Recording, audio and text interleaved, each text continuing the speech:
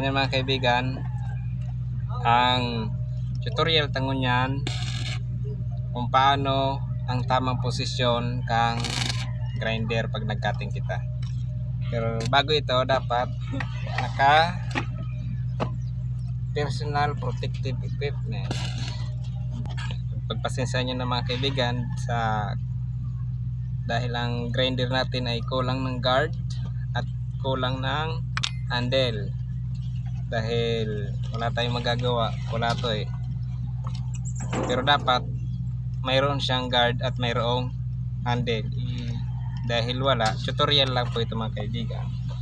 Dapat araw gani ang posisyon kang grinder.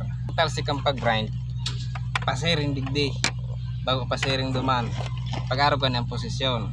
Tapos mapon kita mga kaibigan digdi, pasiring duman, pabantiki ang cutting ta.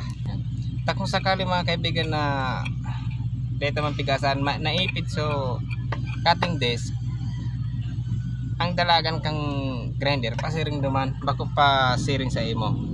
Yung mga kaibigan, at saka mas malakas tayo kapag pahila, hindi pa patulak.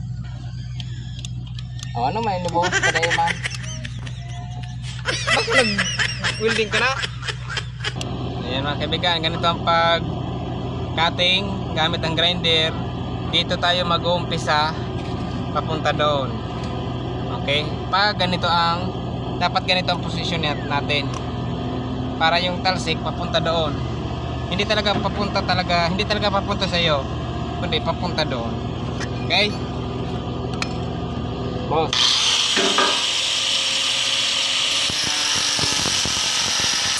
Forward na natin ito mga kaibigan.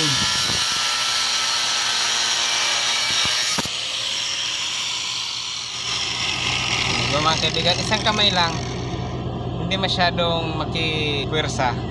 Ngayon, kung gusto mo talagang doon ang doon ang talsik ng pag-grind at ganito ang gusto mong posisyon, ang solusyon natin dyan, ang technique natin dyan mga kaibigan, hindi ka dito mag-uumpisa papunta doon, kundi doon ka sa unahan mag-uumpisa patras. Okay mga kaibigan? Kasi kung binaliktad mo yung grinder mo tapos ganito pa rin yung posisyon mo, dito ka mag-uumpisa papunta doon, mas delikado. Yan mga kaibigan. Katulad nito, diba? Mas delikado siya. Delikado siya mga kaibigan. Dapat doon ka mag-uumpisa papunta dito. Katulad nito mga kaibigan.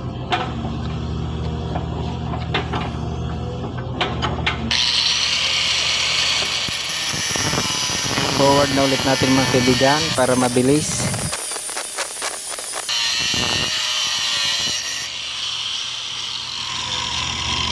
Diba mga kaibigan, ganun lang kasimple ang paggamit ng grinder at ang tamang posisyon. Pero pinakamainam mga kaibigan, ang tamang posisyon natin ay ganito. Dito tayo mag-uumpisa punta doon pag ganito ang posisyon. Pag ginusto mo, pinilit mo yung kagustuhan mong ganito ang posisyon, dapat doon ka mag-umpisa. Okay, doon ang talsik noon, doon ka mag-umpisa patras. Ulitin natin ha.